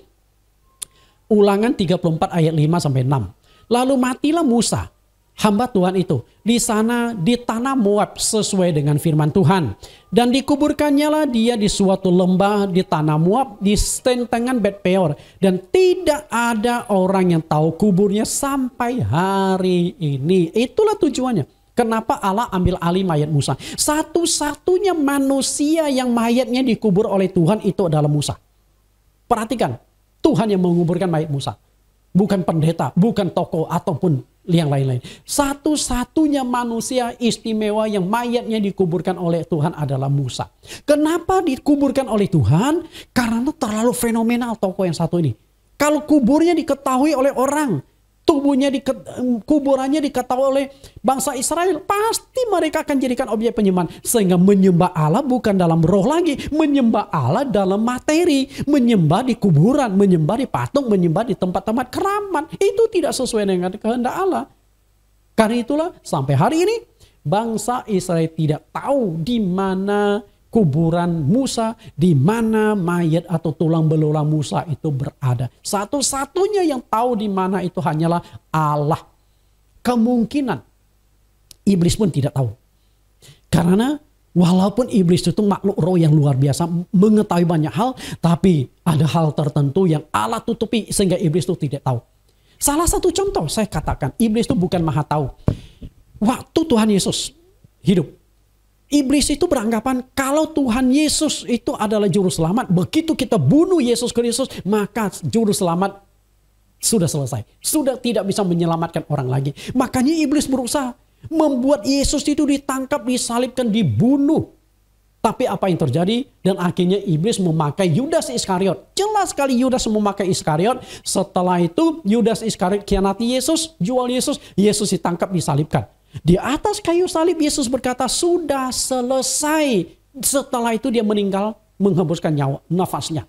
Saat itu baru iblis sadar, kaget-kaget. Kenapa? Yesus menegaskan jalan keselamatan sudah selesai. Kalau iblis tahu bahwa Yesus itu memang ditentukan untuk disalibkan, mengucurkan darah, menebus dosa manusia, iblis pasti nggak akan izinkan Yesus mati disalib. Iblis akan memproteksi, melindungi Yesus 24 jam. Sehingga Yesus mati bukan disalibkan sampai mati karena umur tua. Anda tahu nggak? Umur tua. Kalau Yesus mati karena usia tua, Anda dengan saya tidak selamat. Iblis kecolongan. Akhirnya nggak sadar. Ternyata iblis sudah membantu Tuhan menggenapi rencana atau nubuat di Alkitab. Kan di Perjanjian Lama memang sudah dinubuatkan Yesus memang harus disalibkan menebus dosa. Iblis tidak tahu. Tapi setelah Yesus disalibkan, mati di kayu salib, darahnya sudah tertumpah, baru mereka terkaget-kaget sambil tepuk-tepuk kepala, garuk-garuk kepala, salah langkah. Jadi ibarat main catur, kita salah langkah. Tapi apa boleh buat, sudah kalah telak. Kan Yesus gak mungkin hidupkan kembali, betul? Mereka membantu menggenapi rencana kehendak Allah. Bayangkan bagaimana hebatnya Tuhan kita. Sampai iblis pun bisa dijadikan alat untuk menggenapi rencananya. Iblis gak sadar. Kalau iblis tahu, iblis gak akan lakukan itu. Betul gak? Sama juga mayat Musa dikuburkan kemana, iblis pasti gak tahu. Karena kalau iblis tahu, pasti iblis akan menunjukkan lagi kepada bangsa Israel dan disembah lagi. Sehingga tersesat lagi, menyembah bukan dalam roh dan kebenaran, tapi menyembah dalam kuburan, menyembah dalam bentuk materi. Bapak Ibu yang saya kasih, cara iblis memanipulasi dan menyesatkan umat Kristen adalah menggunakan simbol-simbol yang berkaitan erat dengan agama Kristen, akan diselewengkan. Tadi ular tembaga akhirnya jadi benda berhala. Mayat Musa pun hampir-hampir kalau Tuhan tidak turut campur tangan, kuburan Musa itu menjadi berhala. Itu simbol-simbol rohani bergeser menjadi berhala. Demikian pula di dalam kekristenan. Simbol rohani menjadi berhala. Coba apa yang dimaksudkan di sini? Salib Yesus Kristus. Salib itu hanya simbol Kristen. Tapi banyak orang menyembah salib. Anda tahu nggak? Saya punya kakak. Dia kontrak sebuah rumah. Setelah rumah itu kontrak 1 bulan. Ternyata baru dia tahu rumah itu kurang bersih. Jadi kadang-kadang ada suara pintu ngek-ngok. Tapi setelah dicek, nggak ada apa-apa. Kadang-kala di kamar mandi ada suara keran air. Keran air jelas sekali. Tapi setelah dicek, keran itu kering. Jadi mulai takut dia. Tapi mau tinggalkan sudah bayar setahun. Rugi. Jadi serba salah. Ya, akhirnya kebetulan kakak saya itu ya orang Kristen lah. Cuma saya tidak katakan Kristen seperti apa. Akhirnya kalau malam hari dia mau ke kamar kecil, apa yang dia lakukan? Tangan kanan pegang senter, tangan kiri pegang salib. Jadi jalan nih, hei setan, ini ada senter, ini ada salib ini. Jadi mungkin kebanyakan nonton film setan kali ya, film Dracula ya. Sehingga Draculanya tuh takut pada salib. Jadi salib itu nggak ada kekuatan apa-apa, itu hanya potongan kayu. Jangan Anda sembah salib. Ketika salib itu Anda pasang di tembok lalu Anda sembah-sembah, itu sudah menyembah Allah bukan dalam roh lagi, menyembah dalam bentuk materi. Boleh nggak kita gantung salib di rumah? Kalau hanya simbol bahwa kita orang Kristen, boleh. Tapi kalau disembah, nggak boleh. Sama juga gambar-gambar bukan hanya salib, termasuk gambar-gambar Yesus. Ada kalender ini, ada buat gambar-gambar Yesus segede, lalu berdoa menghadap pada gambar ini, nggak boleh. Nggak boleh, itu menjadi benda berhala. Kalau mau tempel gambar Yesus, pertanyaan saya adalah, Yesus yang mana yang Anda tempel gambarnya itu? Ya, patung-patung Yesus. Nah ini bukan agak sensitif. Ada gereja tertentu menempatkan patung-patung Yesus, lalu disembah. Itu tanpa disadari, bukan menyembah dalam roh lagi, tapi menyembah dalam materi. Padahal kita harus menyembah dalam roh dan kebenaran. Lalu ada gereja, roti dan anggur perjamuan kudus. Diobral, dijual, ada kesaktian. Sehingga ketika mengadakan perjamuan kudus itu, rotinya tuh orang berebutan. Bawa kantongan plastik, dibawa pulang. Katanya ada khasiat. tanpa disadari kita sudah memberhalakan. Padahal Alkitab tuh nggak ada pembuktian bahwa roti perjamuan kudus itu punya khasiat untuk penyembuhan. Kalau betul roti perjamuan punya khasiat untuk penyembuhan, kalau betul ya, rumah sakit nggak laku. Buat saja pabrik roti perjamuan kudus. Setelah itu dibagikan gratis, rumah sakit tutup semua. Yang menyembuhkan itu bukan roti perjamuan, iman Anda. Oke? Tapi kalau iman Anda dibangkitkan melewat roti perjamuan, nah itu yang nggak bagus sebenarnya. Seakan-akan tanpa roti perjamuan maka imanmu tidak akan bangkit lagi. Sama seperti bangsa Israel dengan tabut perjanjian. Kalau tidak ada tabut perjanjian, mereka tuh lemah, semangat, mereka tidak percaya diri. Tapi ada tabut perjanjian yang menyertai mereka dalam peperangan. Mereka menggebu-gebu semangat karena merasa Tuhan menyertai. Apakah tabut perjanjian yang membuat iman mereka, membuat mereka kuat? Enggak. Oke? Dan akhirnya kan tabut perjanjian beberapa kali dikuasai oleh bangsa lain. Kalau tabut perjanjian itu adalah Allah, nggak mungkin Allah jatuh ke bangsa lain. Itu kan hanya benda materi. Tapi disalah gunakan. Lalu ada minyak urapan. Minyak urapan. Ada gereja tertentu. Kalau sudah bicara minyak urapan, luar biasa diperjualbelikan. Kemudian tanpa minyak apapun, mau bangun rumah di Perciki, beli rumah baru pakai minyak urapan, beli motor minyak urapan, beli mobil minyak urapan, semuanya pokoknya minyak urapan itu sakti. Padahal ketika Anda sudah terpaku pada minyak urapan itu, Anda sudah tersesat. Anda sudah menyembah pada benda materi, bukan menyembah dalam roh lagi. Lalu apakah boleh pakai minyak urapan, Pak Nathan? Kalau di Alkitab yang namanya minyak urapan itu nggak sembarangan. Minyak urapan di Perjanjian Lama tidak boleh sembarang dibuat. Hanya imam yang boleh buat. Dan itu ada aturannya. Dan minyak urapan tidak boleh dikenakan pada badan. Bisa dibunuh oleh Tuhan. Tapi sekarang kan kacau balau. Minyak goreng jadi minyak urapan. Mana bisa. Selain itu minyak urapan di dalam mengurapi minyak kepada orang sakit di dalam Perjanjian Baru. Itu fungsi minyak yaitu seperti minyak angin balsam sekarang. Satu sisi memang ada khasiat obatnya, sisi lain itu hanya membangkitkan iman orang tersebut. Apakah tanpa minyak imanmu tidak bisa bangkit? Nah ini kan menyembah dalam materi, bukan menyembah dalam roh lagi. Karena itu jangan sampai kita disesatkan oleh iblis menggunakan simbol-simbol Kristen. Akhirnya tanpa kita sadari kita bukan menyembah Tuhan lagi, tetapi menyembah objek-objek yang lain. Oke? Kalau engkau ingin dapatkan kuasa Tuhan, bukan mencari kuasa itu, tapi mencari sumber kuasa. Kalau engkau ingin diberkati, bukan mencari berkatnya, tapi mencari sumber berkatnya yang benar. Ketika sumber berkat sudah Anda dapatkan, berkat itu akan mengalir. Kuasa Tuhan itu akan mengalir dengan sendirinya. Karena itu menyembah Tuhan harus menyembah dalam roh. Artinya tidak boleh berbentuk wujud materi-materi. Iblis sangat pintar. Karena itulah iblis akan membuat benda-benda materi. Membuat benda-benda materi supaya kita salah sembah. Satu kali waktu saya pelayanan di kota Semarang. Nah saya ada lakukan baptisan di Pantai Marina, Pantai Ancol. Kebetulan waktu saya melakukan baptisan, orang-orang saya punya 5 keluarga. Itu dari RRC, asli dari RRC. Sehingga mereka tuh bahasa Indonesia kurang lancar. Mereka bisa bahasa Hokkien, saya nggak bisa bahasa Hokkien. Kalau bahasa Mandarin, saya sedikit banyak masuk Hokkien. Waktu saya lagi asik membaptis, mereka tuh ternyata bawa jerigen kosong, bawa botol kosong, asik isi air laut itu dengan botol-botol kosong itu. Saya hanya melihat, tapi karena saya sibuk membaptis, jadi saya nggak perhatikan itu. Selesai, saya datangi mereka. Ini itu apa itu air-air? Jawab mereka apa? Oh, ini air baptisan, air yang penuh khasiat. Jadi kalau kita sakit mata, kita ambil air baptisan, kita oleskan ke mata, akan sembuh. Kalau sakit perut, kita minum air baptisan itu akan sembuh. Padahal itu air laut yang kotor.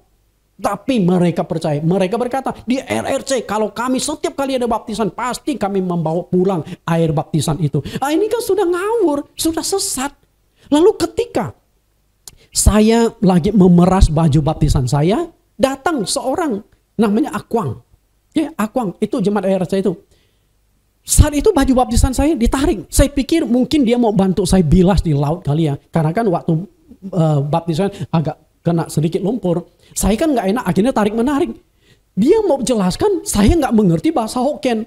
Akhirnya dia tarik bajunya, kaos, dia pakai kaos, dia tarik. Itu ternyata ada satu bulatan lumayan besar. Segede telur bebek. Ini merah, saya lihat bintik-bintik dan agak bernanah. Lalu dengan bahasa isyarat mungkin dia ceritakan sudah lama dia gatal-gatal mungkin apa. Ya udah, begitu saya lihat baju itu sudah ditarik. Lalu di bawah pohon itu baju yang saya pakai baptisan digosok-gosok sama dia. Saya lihat, waduh nggak enak juga ini bekas pendeta. Kemudian digosok pakai untuk bersihkan nanah dia atau apa. Ya sudah, setelah itu dia bersihkan sendiri. Dia bilas di laut. Setelah itu baru diserahkan ke panitia yang ngurus perlengkapan itu. Dan Anda tahu nggak? Minggu depan dia kebaktian. Dia senang sekali. Ketemu saya langsung dia lambai-lambai. Langsung ajak saya ke pojok. Langsung diperlihatkan. Kering sembuh.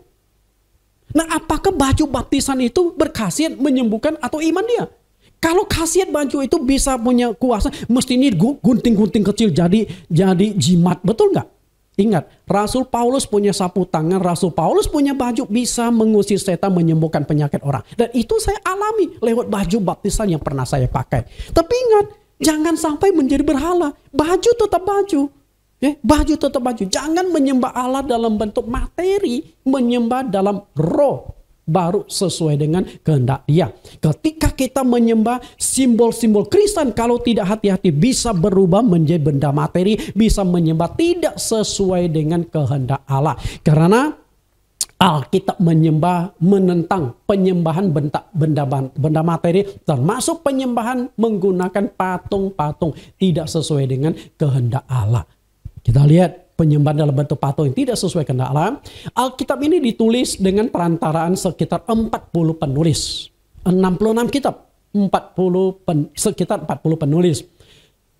Namun 10 hukum Allah itu bukan ditulis oleh manusia, melainkan diukir oleh jari Allah dalam 2 lempengan batu. Keluaran 31:18. Dan Tuhan memberikan kepada Musa setelah ia selesai berbicara dengan dia di Gunung Sinai. Kedua loh hukum Allah, loh batu yang ditulisi oleh jari Allah. Jadi Allah mengukir di lempengan batu. Dan di antara isi 10 hukum Allah itu ada hukum tentang penyembahan. Lihat Keluaran pasal 20 ayat 4. Jangan membuat bagimu patung yang menyerupai apapun yang ada di langit di atas atau yang ada di bumi di bawah atau yang ada di dalam air di bawah bumi. Jangan berbuat patung menyerupai apapun. Artinya intinya tuh nggak boleh buat patung. Menyerupai binatang nggak boleh. Menyerupai burung-burung di udara nggak boleh. Menyerupai manusia nggak boleh. Menyerupai makhluk lain nggak boleh. Tidak boleh membuat patung. Lalu apakah Tuhan kita ini Tuhan yang kaku? Tuhan yang tidak punya seni? Tuhan kita adalah Tuhan yang penuh seni. Lihatlah bagaimana seni. Tuhan ciptakan burung yang beraneka warna dengan suara jenisnya. Ciptakan bunga.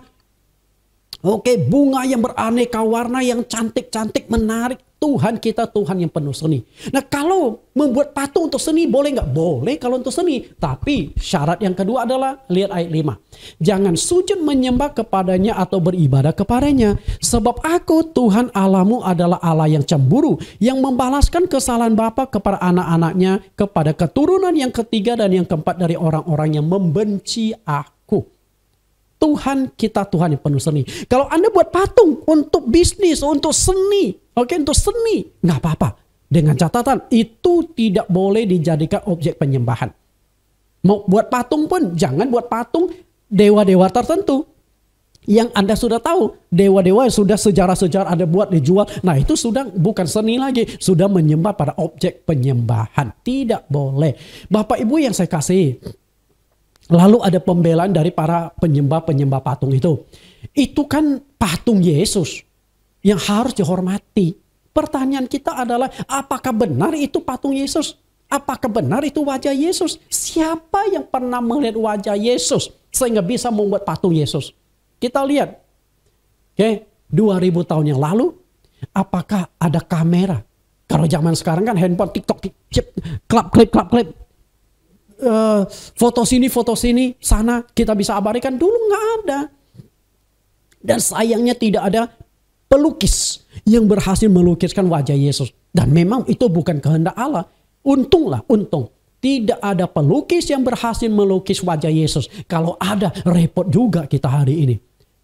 Dan apakah wajah Yesus ganteng seperti di kalender-kalender, di gambar-gambar? Kita lihat, apakah Yesus ganteng? Yesaya 53 ayat 2 sampai 3. Sebagai taruk ia tumbuh di hadapan Tuhan dan sebagai tunas dari tanah kering. Ia tidak tampan dan semaraknya pun tidak ada sehingga kita memandang dia. Dan rupa pun tidak sehingga kita menginginkannya. Ia dihina dan dihindari orang, seorang yang penuh kesengsaraan dan biasa menderita kesakitan. Ia sangat dihina sehingga orang menutup matanya terhadap dia, dan bagi kita pun dia tidak masuk hitungan. Dengan kata lain, maaf kata ya, saya 100 bahkan 1000% menjunjung tinggi menghormati Tuhan saya Yesus Kristus. Tapi saya ingin katakan, wajah Yesus itu wajah umum. Bukan wajah seperti bintang film Korea, drakor yang cantik-cantik, yang ganteng-ganteng. Enggak, wajah Yesus wajah umum. Oke, sedangkan hari ini kita lihat di kalender di mana wajah Yesus ganteng, hidungnya mancung, rambutnya pirang. Nah, apakah itu wajah Yesus? Apakah itu gambar Yesus? Saya katakan bukan. Nah, itu kan sudah manipulasi iblis sehingga yang kita kenal itu Yesus yang lain, bukan Yesus yang asli lagi. Di dalam 2 Korintus pasal yang ke-11 ayat yang ke-4. Di sana dikatakan roh yang lain, Injil yang lain, Yesus yang lain. Jadi yang ditonjolkan hari ini adalah Yesus yang lain, bukan Yesus yang asli. Siapa yang pernah membuktikan Yesus yang asli wajahnya seperti apa? Tidak ada seorang pun. Karena ketika kita mau menyembah Allah dalam roh, memang itu enggak boleh. Tidak penting bagi kita, Bapak Ibu. Lalu patung itu kan simbol kehadiran Yesus dalam gerejanya dan kami tidak menyembahnya. Itu alasan mereka kan. Masalahnya adalah apakah simbol kehadiran patung Yesus itu sesuai dengan kebenaran Alkitab? Faktanya setiap umat yang masuk ke dalam gereja sujud menyembah patung itu. Tentu yang saya maksudkan itu adalah seperti fakta. Nah, silakan berargumentasi sesuai dengan kebenaran Alkitab. Ketika kita mau melakukan penyembahan, cara penyembahan itu harus sesuai dengan cara Allah. Menyembah Tuhan Yesus dalam wujud roh. Menyembah dalam roh. Sedangkan cara iblis adalah menyembah Tuhan Yesus dalam bentuk materi. Cara lo adalah Roh Kudus menggantikan kehadiran Yesus dalam gereja. Artinya tidak kelihatan karena Allah itu roh. Sedangkan iblis adalah mewujudkan, menghadirkan Tuhan Yesus dalam bentuk materi-materi. Apakah itu minyak urapan lah, patung-patung lah, gambar-gambar lah, roti perjamuan lah, macam-macam. Itu benda-benda materi yang akhirnya membuat seakan-akan punya khasiat atau kuasa tertentu. Karena itulah kita hindari, jangan sampai kita menggantikan kemuliaan Allah dengan benda fana.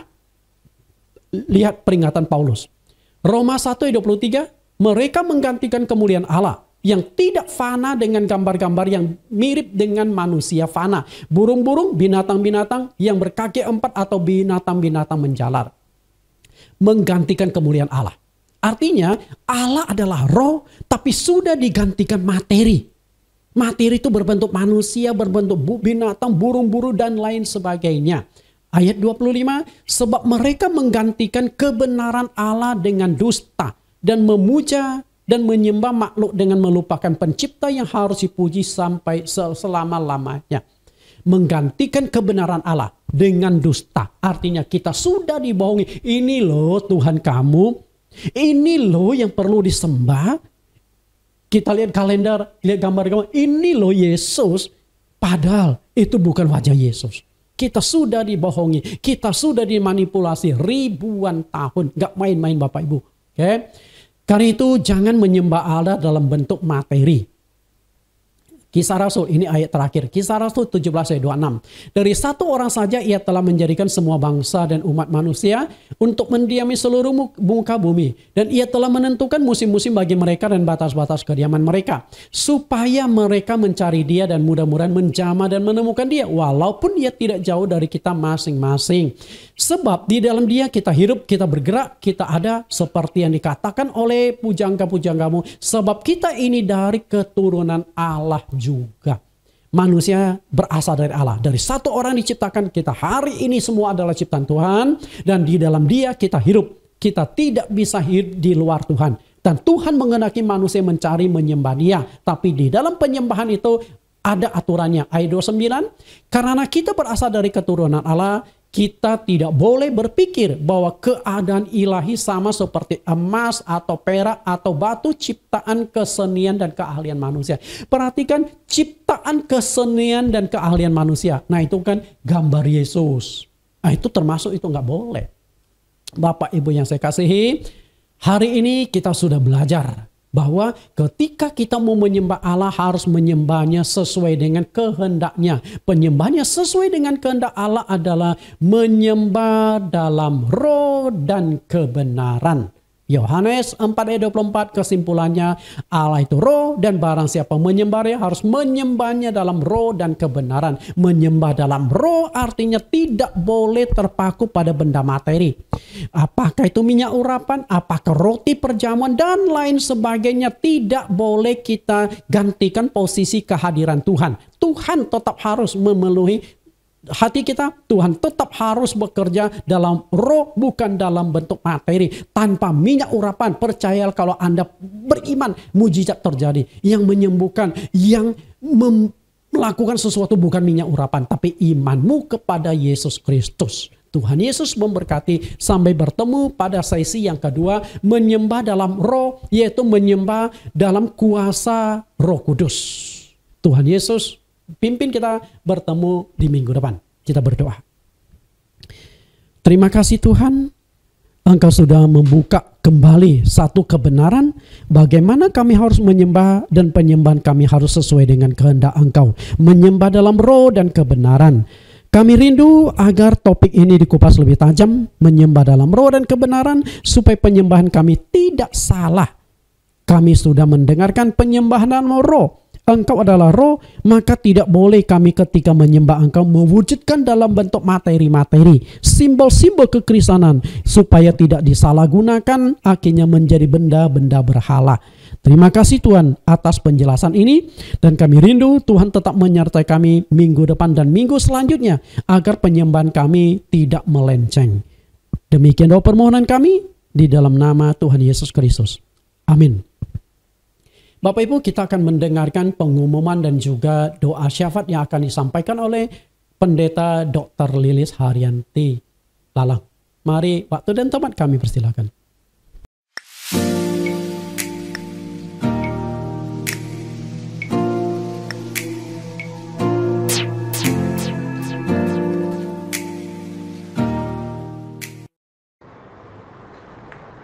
Atas nama semua jemaat dan semua pengurus, serta semua simpatisan, mengucapkan banyak terima kasih kepada Evangelis Nathan Jurnawan STH MSI atas pelayanan firman Tuhan hari ini. Kiranya Tuhan selalu memberkati pelayanan dan keluarga Bapak selalu. Amin. Saudara, kita mendengar ada beberapa pengumuman. Pengumuman yang pertama, karena masih tingginya penyebaran COVID-19 varian Omikron, untuk sementara kita masih ibadah online yang diadakan 2 kali setiap minggu.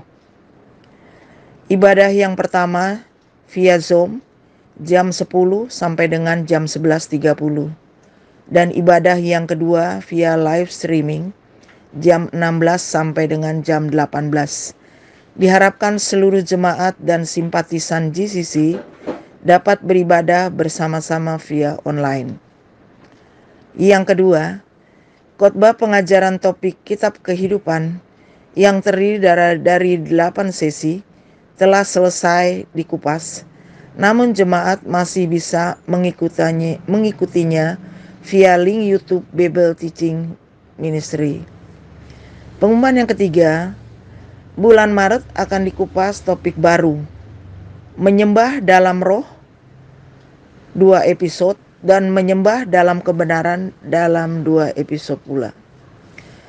Pendaftaran kelas pengajaran ilmu berkhotbah homiletika telah ditutup karena sudah overload. Total pesertanya ada 109 orang, dari target awal hanya 100 peserta. Pelajaran akan diadakan setiap hari Senin jam 19 sampai dengan 20.30, akan dimulai tanggal 7 Maret 2022. Saudara-saudara, mari kita sama-sama berdoa. Tuhan Yesus Kristus, kami bersyukur pada hari ini karena kebaikan anugerah kasih-Mu, sehingga kami dapat beribadah kembali walau via Zoom. Tuhan, Engkau sungguh sangat baik.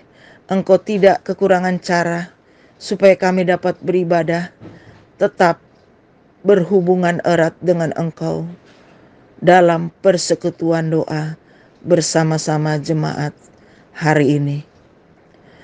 Ya Tuhan, ada beberapa pokok doa yang akan kami sampaikan kepadamu, ya Tuhan.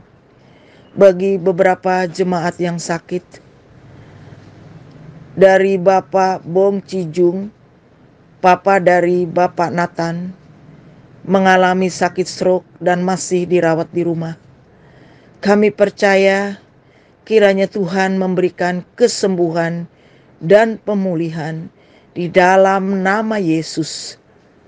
Bapak Pendeta Stefanus mengalami penyakit ginjal dan stroke. Kami percaya pula Tuhan bahwa Engkau Allah tabib di atas segala tabib. Dalam nama Yesus, Bapak Stefanus disembuhkan, bahkan telah dipulihkan. Kemudian Tuhan, kami berdoa buat Bapak Pendeta Handato yang sedang dalam pemulihan dari sakitnya. Kami berdoa dalam nama Yesus, Engkau telah memulihkan Bapak Pendeta Handato. Ya Tuhan Yesus, kami berdoa buat Bapak Chong Li Fung dalam pemulihan yang beberapa lalu mengalami jatuh dari motor. Kiranya kami berdoa di dalam nama Yesus, Bapak Chong Li Fung disembuhkan. Ya Tuhan, kami berdoa pula buat Bapak Tan Supiak, Papa dari Pak Jamesi, terkena infeksi Omikron DNA dan bermasalah dalam organ ginjalnya. Kami percaya Tuhan, Engkau yang membuat manusia, Engkau yang membuat setiap organ manusia, Engkau pula yang memberikan kesembuhan. Dalam nama Yesus, kami berdoa, disembuhkan dalam nama Yesus buat Bapak Tan Supiak. Ya Tuhan Yesus, kami berdoa buat penanganan COVID-19 yang terjadi di Indonesia berkaitan dengan merebaknya varian Omikron yang beberapa bulan terakhir ini Tuhan. Kami percaya endemi ini Tuhan punya maksud dan tujuan supaya kami menyadari bahwa tanpa Tuhan kami tidak dapat berbuat apa-apa. Tetapi janji Tuhan kami pegang bahwa apapun yang terjadi Tuhan, kami percaya Engkau Allah tabib di atas segala tabib, dokter di atas segala dokter. Tuhan melindungi, menyembuhkan, bahkan melalukan dari setiap penyakit yang ada. Terima kasih Tuhan, kami percaya bahwa bangsa dan negara Indonesia ini akan dipulihkan dari segala penyakit apapun yang ada. Ya Tuhan Yesus, kami berdoa buat pelaksanaan vaksinasi dan booster di Indonesia supaya dapat berlangsung dengan cepat, baik, dan tertib ya Tuhan. Bagi setiap tenaga medis, Tuhan memberikan hikmat-Nya bagi mereka semua supaya vaksinasi ini dapat membantu setiap pasien yang ada Tuhan, sehingga ketika ia menjalani imunisasi tersebut, maka penyakit ini dapat dicegah dengan sempurna. Terima kasih Tuhan. Begitu juga kami berdoa buat keamanan dan kedamaian di Indonesia, baik para pejabat dan dari mulai tingkat RT sampai presiden. Tuhan memberikan para pejabat ini menjadi orang-orang yang takut akan Tuhan, bertanggung jawab kepada Tuhan, dan bertanggung jawab pula kepada masyarakat Indonesia umumnya. Ya Tuhan, kami berdoa dalam nama Yesus. Kami juga berdoa Tuhan buat pengajuan dana Yayasan Servia dari luar negeri. Tuhan, kami punya maksud, kami memohon kepada Tuhan, dan bantuan ini kami pergunakan dengan sebaik mungkin di dalam penginjilan-penginjilan yang akan berlangsung secara khusus di Indonesia dan di luar negeri pada umumnya. Terima kasih Tuhan, terima kasih ya Tuhan Yesus. Inilah yang menjadi permohonan dan doa yang kami sampaikan pada hari ini. Kami percaya Tuhan, kami berdoa di dalam nama Yesus. Tuhan sudah memberikannya jawaban sesuai dengan waktu yang tepat. Di dalam nama Tuhan Yesus Kristus, kami sudah berdoa dan mengucap syukur. Haleluya. Amin. Bapak Ibu, kita sudah mendengarkan doa syafaat dan juga pengumuman. Kita akan akhiri ibadah kita. Mari angkat tangan saudara-saudari. Kasih yang sempurna, kuasa yang ajaib, kemuliaan yang kekal akan turun dari kuasa Roh Kudus atas saudara sekalian. Saudara-saudara akan diberkati di dalam setiap pekerjaan saudara. Apapun yang engkau kerjakan akan memberikan hasil walaupun di masa-masa yang sulit ini. Saudara-saudara akan diberkati dalam keamanan. Kemanapun engkau melangkah, Tuhan melindungi, menjaga engkau, memproteksi engkau, termasuk dari virus-virus yang berbahaya. Saudara-saudara akan diberkati dalam kesehatan. Yesus Kristus sanggup menyembuhkan penyakit apapun. Jika engkau saat ini sedang sakit, di dalam nama Yesus Kristus engkau akan dipulihkan. Sukacita, damai sejahtera, keharmonisan, dan keintiman oleh kuasa Roh Kudus menyertaimu saat ini sampai selama-lamanya. Kita tutup dengan pujian masuk ruang Maha Kudus. Ku masuk ruang Maha Kudus dengan darah anak domba. Ku masuk dengan hati tulus, menyembah yang maha kuasa. Ku menyembah, ku menyembahmu, ku sembahmu, ku menyembahmu, ku sembahmu, sebab namamu kudus, kudus.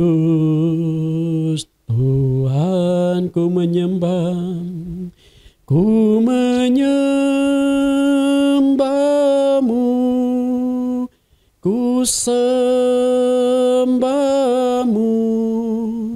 sebab namamu kudus, kudus Tuhan. Amin. Tuhan Yesus berkati. Sampai bertemu minggu depan, masih tema yang sama, menyembah dalam roh.